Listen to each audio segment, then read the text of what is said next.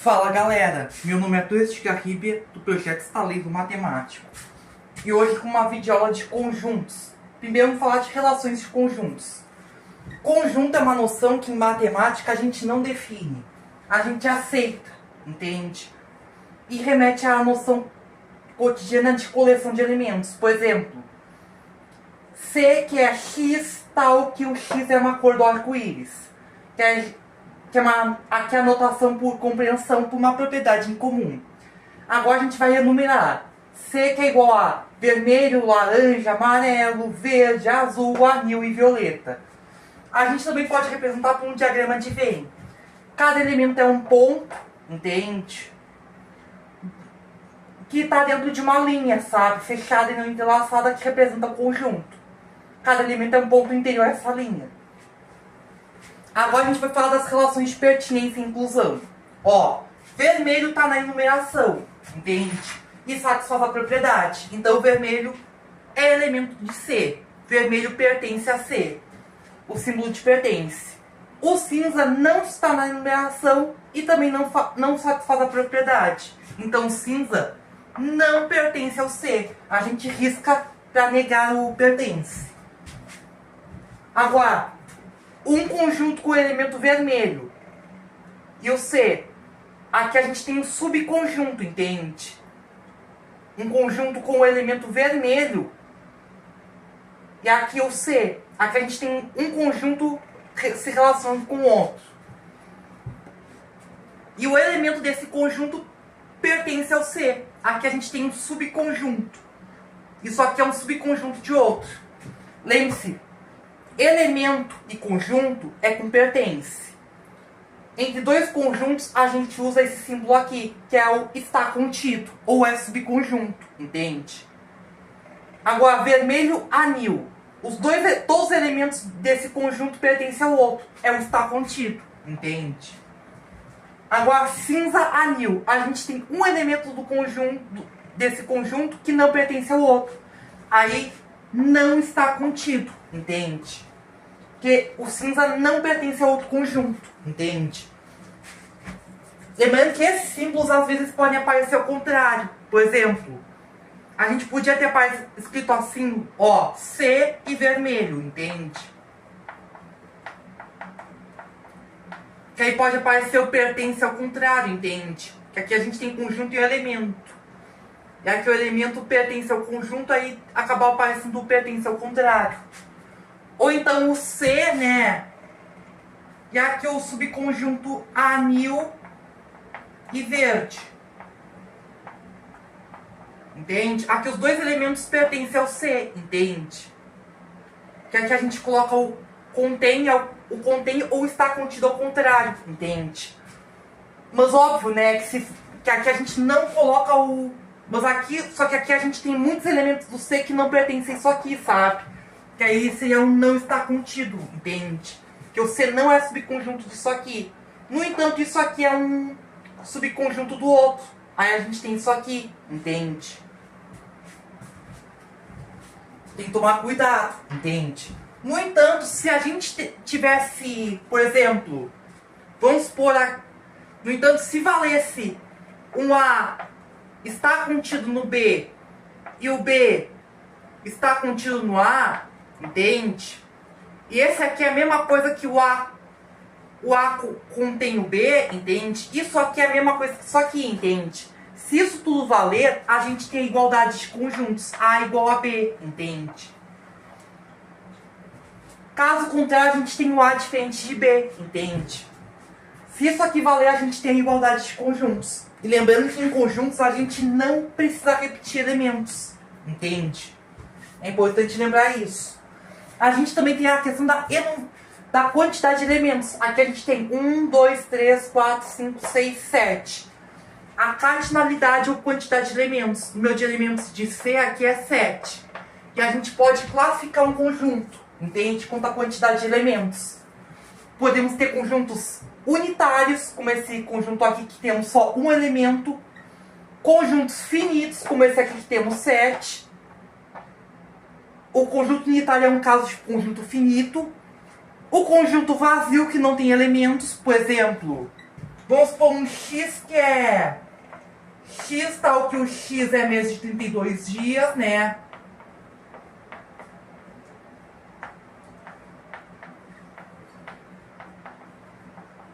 Como não tem mês de 32 dias, né? Não tem elementos, aí a gente representa assim ou assim, entende? Lembra que a gente não pode misturar as notações. A gente não pode misturar as notações, porque isso aqui é um conjunto unitário. O conjunto vazio vai ser um elemento do conjunto. Isso não podemos fazer, tá certo? E também podemos ter conjuntos infinitos. Uma quantidade que a gente não consegue determinar e não tem último elemento. Como é o caso dos conjuntos números naturais. Entende? Que a gente vai ver daqui a pouco. Que a gente tem o 0, 1, 2, 3, 4, 5, 6, 7, por aí vai. Que a gente não consegue ter o último número natural. A gente sempre consegue um maior que outro, sabe? Aí é infinito. E a gente pode ter conjuntos cujos elementos também são conjuntos, como a gente já estava falando. Entende? E aí muitas vezes é preciso tomar cuidado redobrado também, tá certo? Agora vamos falar das operações com conjuntos. União, interseção e diferença. Aqui vamos ter o A, que é 0, 1, 2, 3, 4, 5. E o B, que é 0, 2, 4, 6, 8. A união, a gente pega todos os elementos de ambos os conjuntos. Pertence a pelo menos um deles. A união, muitas vezes a gente associa ao coletivo ou.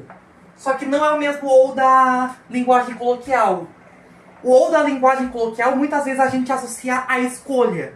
A uma escolha exclusiva. Ou você vai ou você não vai. Ou você prefere uma coisa ou você prefere outra. Que é uma coisa muito excludente, sabe? Mas aqui o ou na lógica, né? Na matemática, acaba não sendo excludente. Aqui tem uma ideia de pelo menos um deles, entende? Lembrando que em conjuntos a gente não precisa repetir elementos. Aí a gente pode... Aí vamos ter o 0, né, que aparece nos dois. O 1, o 2 que aparece nos dois. O 3 que aparece somente um deles, a gente enumera na união. O 4, o 5, o 6 e o 8, entende? O 6 e o 8 só aparecem em um deles. A interseção é o conectivo E. Tem que aparecer nos dois juntos. Nos dois ao mesmo. Tem que aparecer nos dois simultaneamente. Que aqui a gente tem. Os que aparecem nos dois conjuntos ao mesmo tempo são o 0, o 2 e o 4. O 1 só aparece em um deles. O 3 também só aparece no A. O 5 só aparece no A. O 6 só aparece no B. E o 8 só aparece no B. Então fechou a interseção. Agora o A menos B são os elementos de A que não estão no B. Entende? Aí a gente analisa no A. Entende? O 0 está no A e está no B. Então a gente já tira da diferença. O 1 está no A, mas não está no B. Então a gente coloca no A menos B. O 2 está no A nos dois. Então a gente já tira. O 3 está no A e não está no B. O 4 está nos dois. É basicamente tirar a interseção do A. É basicamente tirar a interseção, entende? A gente pega o A e tira a interseção com o B, entende? E aqui o 5, entende? Agora o B menos A, a gente analisa o B e tira a sua interseção do B com o A, entende? O 0, 2 e 4 que é a interseção, né? Aí o B menos A vai ser o 6 e o 8, entende? Porque o 6 e o 8 são os elementos do B que não estão no A. Porque os elementos do B que estão no A são a interseção entre o B e o A, entende? É importante lembrar que união e interseção são comutativos, mas a diferença não é, entende? E a gente pode fazer um diagrama de Venn assim. Ó, aqui o A e aqui o B. Aqui a gente tem a região da interseção. Que aqui a gente tem o 0, o 2 e o 4. Aqui a gente tem os elementos de A que não pertencem ao B. Que é o 1, o 3 e o 5. E aqui os elementos de B que não pertencem ao A, que são o 6 e o 8. Entende? Esse é um diagrama de Venn que expressa aqui as operações dos conjuntos. Isso a gente aplica bastante até para resolver problemas principalmente, por exemplo, pesquisas de opinião ou de múltipla escolha, sabe? Ó, agora vamos falar esse problema. De 50 funcionários de uma empresa, 35 falam inglês, 20 falam espanhol e 5 não falam inglês nem espanhol. Primeiro a gente vai fazer o diagrama. E antes que eu me esqueça, vou ter que falar um pensamento enquanto desenho o diagrama.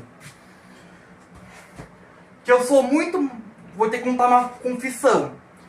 Que eu sempre fui muito mais de inglês do que de espanhol. Até porque tanto é que eu sou muito mais de ouvir música em inglês que espanhol, não é mesmo? Já visto o que eu tô vestindo, não é mesmo? Do Linkin Park. Mas vamos lá, ó. 35 falam inglês e 20 falam espanhol. Só que agora a gente vai desenhar aqui o universo. Porque aqui temos 5 que não falam inglês nem espanhol. Que a gente vai ter que desconsiderar aqui do inglês e espanhol, sabe? Um diagrama para inglês e um para espanhol. E a gente teve que englobar com um do universo. Tivemos que colocar 5 aqui fora do inglês e espanhol. E aí, com isso, a gente tem... Agora, 35 falam inglês, 20 falam espanhol. Só que a gente não pode colocar direto aqui. Que aqui a gente tem uma interseção que não será vazia. E quanto será? X. Entende? A gente vai colocar com um X. Aqui no inglês, a gente terá... Aqui o total do inglês é 35. Só que temos X da interseção. E aqui vão ter uma partição, né? Vai ser 35 menos X, entende? Que o inglês todo é 35. Mas já tem o X, então 35 menos X falarão apenas inglês. Que é justamente esse item aqui. No espanhol é um total de 20. Mas já tem um X aqui numa partição. O espanhol tem 2 partições, mas já tem X. Então a outra partição, que é apenas espanhol, 20 menos X, entendido? Já preenchi todas as partições aqui do universo. 35 menos X, X, 20 menos X e 5. Todas as partições têm que dar 50 somado. Portanto, 35 menos X, mais 20 menos X, mais 5, igual a 50. Resolvendo esse trambolho, X igual a 10, right? Desculpa, meu inglês parece o João Santana. Um X igual a 10, entende? Porque apesar do facinho pro inglês, meu problema de pronúncia, sabe? Entende? Mas de qualquer jeito, a gente tem 10 aqui na interseção. Falam tanto inglês quanto espanhol. Entende? Já vou colocar, tá certo? Então, e aí isso já responde a primeira pergunta. Quantos falam inglês e espanhol? Que é a nossa interseção. O E que corresponde à interseção, quantos falam inglês e espanhol? 10. Agora, quantos falam inglês ou espanhol? Entende? Que é a união, entende? Que aqui a gente podia resolver de 2 jeitos. Já que só temos os conjuntos de inglês e espanhol, né? E o universo que só considera esses 2 conjuntos. E a gente já 5 fora de ambos desses conjuntos. Aí podíamos fazer 50 menos 5, que dá 45. Entende? Ou somando as 3 partições aqui que representam inglês e espanhol. 35 menos 10, que dá 25. Aqui temos uma partição que vai ter 25 ao total. Mais 10, 35. 20 menos 10, que dá 10. 25 mais 10, 35. Mais 10, 45. Entende? Deu na mesma. Agora, quantos não falam inglês? Aí a gente vai ter que tirar todos que falam inglês. Entende? Aí a gente vai tirar todas as partições que falam inglês. Aí vão ter os 10 que falam apenas espanhol. Mais os 5 que estão fora do... que não falam nem inglês nem espanhol, sabe? Aí vão ter 15 que não falam inglês ao todo. Que seria também todo o universo, menos os que falam inglês. Agora, os que falam apenas inglês, se os 25 aqui da parte são apenas inglês, entende? É importante diferenciar quem fala inglês de quem fala apenas inglês. Porque falar inglês, né, como a gente tá...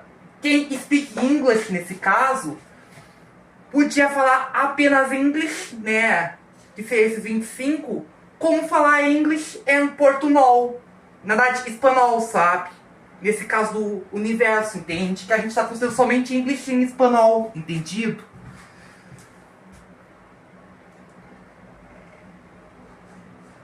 Já que a gente não está considerando outros idiomas como chinês, japonês, alemão, francês, entendido?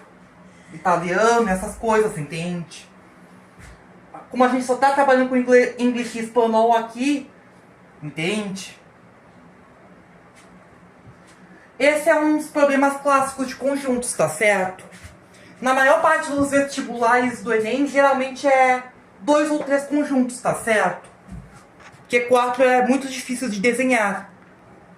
Ó, os conjuntos numéricos são um caso notável de conjuntos na matemática. Começamos com os números naturais. Que nem aquele álbum mais recente do Linkin Park que eu tô vestindo, né? From Zero. Começa com 0, 1, 2, 3, 4, 5, 6, 7, por aí vai. Só que algumas definições, né, excluem o 0, e aí a gente... Muitos autores denotam em asterisco para tirar o 0, entende? Que é os naturais menos o 0, entende? Que inclusive é o álbum agora com a nova vocalista, não é mesmo? É que eu tô inspirado hoje, entende? Esse conjunto é para as contagens, ordens, entende? Códigos e representações de dígitos. O conjunto dos meus naturais. Nesse conjunto a gente consegue definir bem as operações de adição e multiplicação. E qualquer adição e multiplicação dentro daqui sempre vai recair aqui nos naturais. Mas esse raciocínio nem sempre acontece com a subtração. Isso é uma necessidade que veio do comércio, que aumentou no Renascimento, lá nos séculos 14 e 15. Entende? E aí com isso... Aí veio os conceitos de lucro, prejuízo, matemática financeira, bancos, entende? Lá no século XV, né? Entende? E aí os meus naturais já não estavam mais dando conta do recado. Aí veio a necessidade de ampliar o universo numérico para o conjunto dos meus inteiros, entende? Na matemática da época. Que inclui os meus inteiros positivos e negativos. No caso, os meus naturais são a parte positiva do conjunto dos inteiros. Além do 0. E também passou a ter a parte negativa também, que é oposta ou simétrica à parte positiva. Entende? Nesse conjunto dos inteiros, a gente tem bem definidas as operações de adição, subtração e multiplicação. No conjunto dos inteiros. Mas esse raciocínio não é válido para a divisão. E aí veio... evoluções da matemática que dependem da divisão, entende? E aí, com a evolução e aí com a divisão, entende? Veio o conjunto dos meus racionais, que não são aqueles rappers, tá certo? Os racionais que representam todas as frações entre 2 inteiros, A e B, com A e B inteiros e B diferente de 0, porque não definimos divisão por 0 na matemática, tá certo? Engloba tanto as frações quanto suas formas decimais, que no caso dos racionais assim, podem ser inteiras, decimais exatos ou dízimas periódicas. Podem ser inteiros, decimais exatos ou dízimas periódicas, entende? Os números podem ser representados nos conjuntos meus racionais, tá certo? No entanto, veio o conceito das medidas, entende? Principalmente lá na Grécia Antiga, que teve os pitagóricos, aquele grande teorema de Pitágoras. E também teve o desenvolvimento outros desenvolvimentos da matemática, inclusive anteriores, sobre a questão da circunferência, da constante circular π, né? que descobriram números, né, que estavam trabalhando com contexto de grandezas e descobriram que diversos números, né, que mostraram que os meus racionais não eram suficientes para expressar todas as grandezas, entende? Aí descobriram números irracionais que são dízimas não periódicas, entende? Mostraram que os meus racionais, que são inteiros, decimais exatos e dízimas periódicas, pelo menos nas notações atuais, os meus racionais não são suficientes para cobrir toda a matemática, entende? Descobriram medidas que não podiam ser expressas por meus racionais, desencadeando inclusive uma crise na matemática, lá na época dos pitagóricos. Porque antes os pitagóricos acreditavam-se que as medidas podiam ser, que tudo era número racional. Mas com a própria descoberta do Teorema de Pitágoras, né, pelo menos que leva o nome de Pitágoras, com a demonstração pitagórica do Teorema de Pitágoras, desculpa aí pelas travas na hora de falar, mas de qualquer jeito, desencadeou uma crise no desenvolvimento da matemática que só foi resolvida com a fundamentação adequada dos meus irracionais somente nos séculos 19 e 20. Entende? Uma crise que começou lá nos séculos 3, 4, 5 a.C. e só foi resolvida agora nos últimos 200, 300 anos. Entende? Com a fundamentação adequada dos meus irracionais. Com a álgebra moderna, com a análise moderna, entende? Que fundamentou os meus irracionais e a teoria dos dígitos para diferenciar os meus racionais de irracionais, com notações que antes não existiam. E também a criação dos meus reais, para que unifica os racionais e irracionais, entende? Porque a definição dos meus reais é geométrica, entende? Para justamente abrigar as medidas. Que é o seguinte, a gente precisa de uma reta orientada com uma origem, uma unidade de medida e uma orientação positiva, entende? E mesmo assim, lembrando que o conjunto dos racionais a gente pode somar, subtrair, multiplicar e fazer qualquer divisão, com exceção da divisão por zero. Mas nem sempre a gente pode tirar raiz, entende? Nos reais a gente pode somar, subtrair, multiplicar, dividir, exceto a divisão por zero, e tirar raiz de qualquer número da parte positiva, de índice inteiro, sabe? De índice inteiro maior que de índice inteiro. Mas ainda temos limitações com a parte negativa, sabe? Que só foram contornadas com os meus complexos, entende? Que por sinal são o A mais BI, entende? Tais que o A pertence aos reais, B pertence aos reais, e o I é a raiz quadrada de menos 1, entende? Para preencher problemas surgidos com a álgebra lá